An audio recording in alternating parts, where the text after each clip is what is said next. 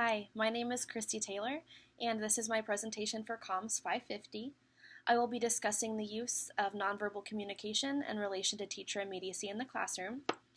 Nonverbal communication includes, but is not limited to, personal appearance, gestures and movements, facial behavior and eye contact, vocal behavior, touch, environment, and time.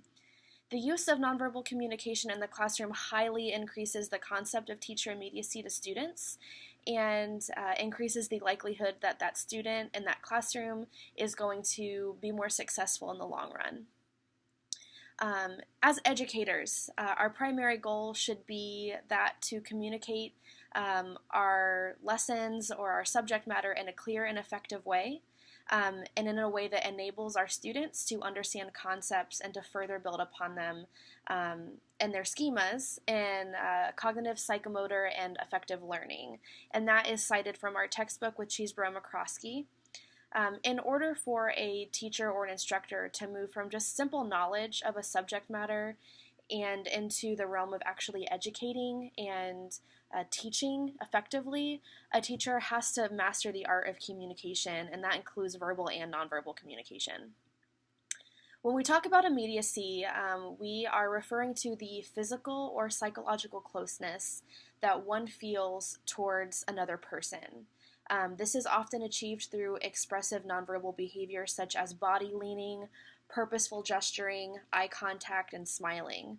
Morabian, who is often credited with creating the term, stated that his concept of immediacy as people are drawn towards people, persons, and things that they like, evaluate highly, and prefer.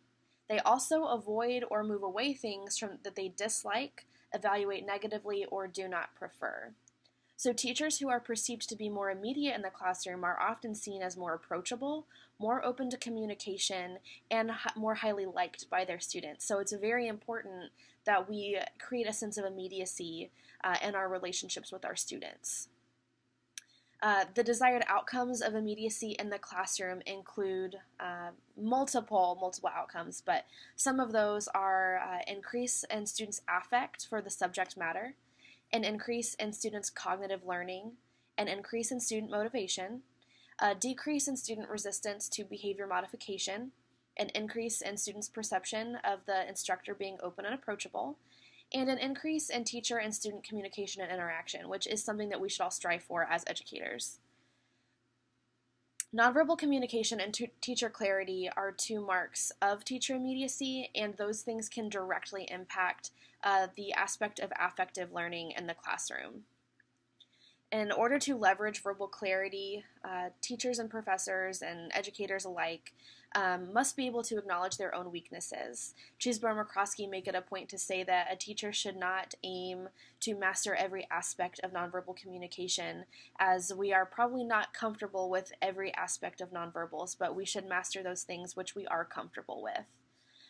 Pro-social behavior should definitely be used as often as possible, as it reinforces a positive learning environment and experience for the student, as opposed to an antisocial behavior or an antisocial environment in which there is a lot of correction and a lot of just negative experience in the classroom. If our goal is to create a lifelong learner, we should be creating environments in which our students feel comfortable and confident in their learning. So one of the biggest things that we talk about when we talk about nonverbal communication is the aspect of tone and vocal clarity, but also about the use of time on our lessons. Cheeseborough-McCroskey state that lecture time should be limited to no more than 20 minutes at a time, at which point students often lose their attention and their focus.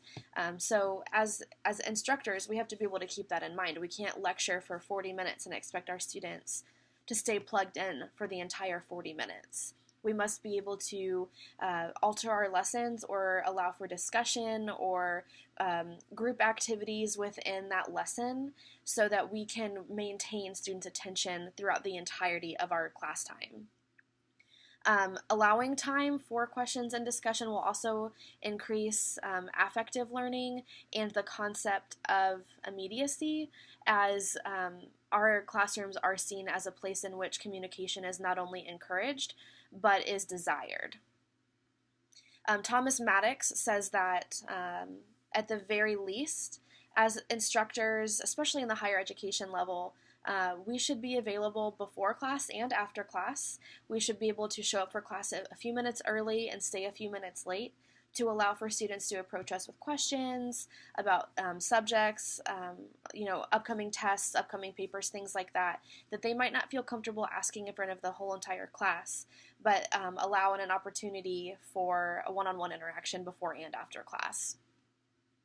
Studies show that instructors who have a monotone voice are often seen as boring and disconnected from their classroom. I think we've probably all seen the movie Ferris Bueller, and we can all think of the teacher's voice and when he continues to call out Bueller and just the monotony of his lessons and how unplugged his students were from the classroom.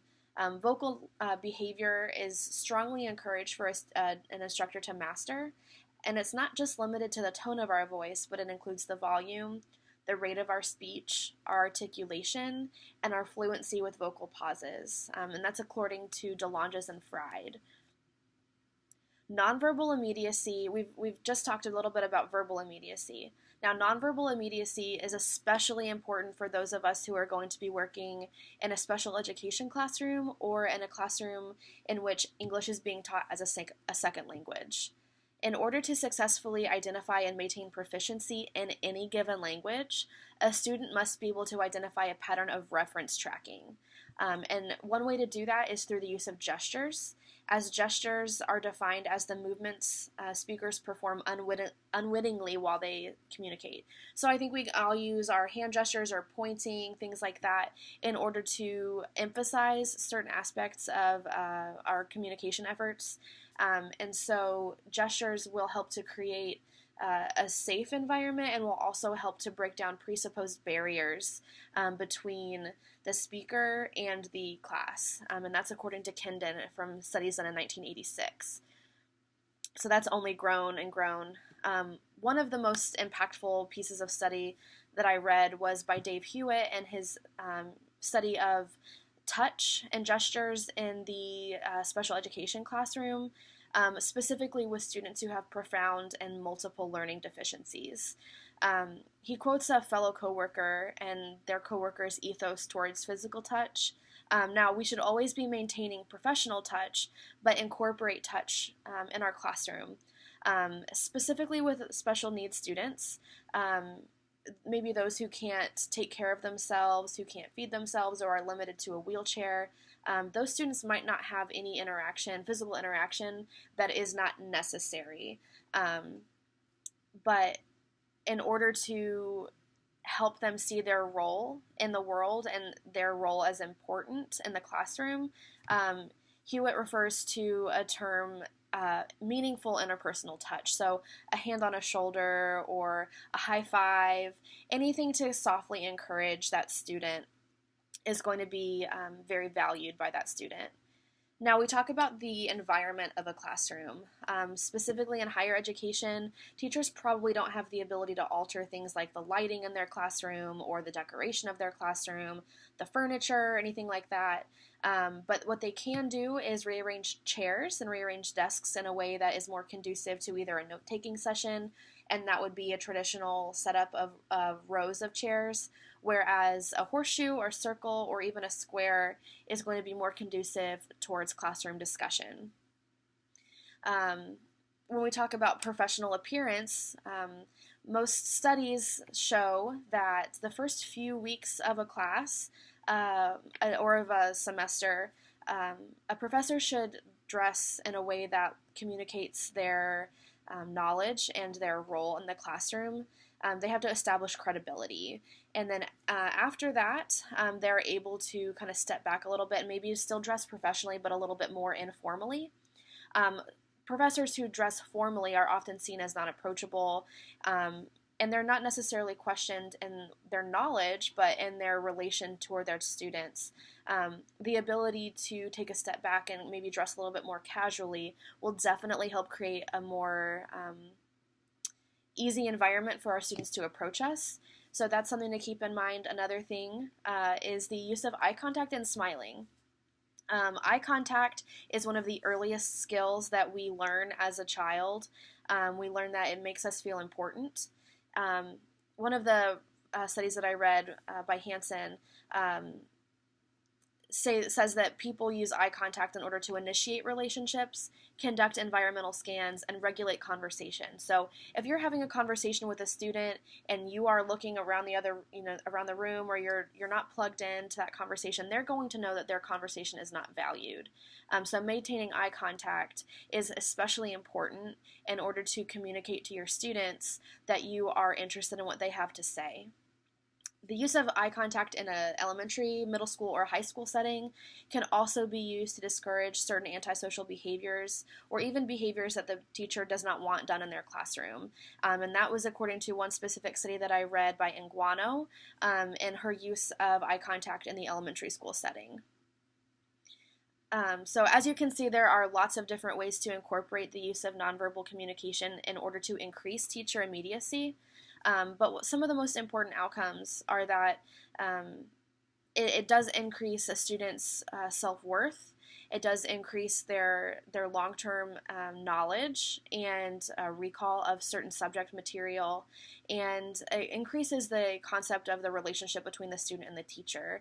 And if we want our students to be successful, we should be able to communicate in a way with them that says that they are able to approach us with school matters or with questions about homework or assignments, but also if they have appropriate personal issues to bring to the table.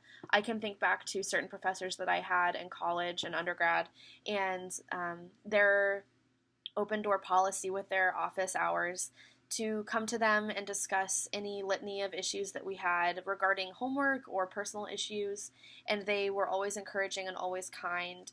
And so I hope that we can take what we've learned in this course in relation to nonverbal and even verbal communication in relation to immediacy and use that in our workplaces, whether that's the classroom or not.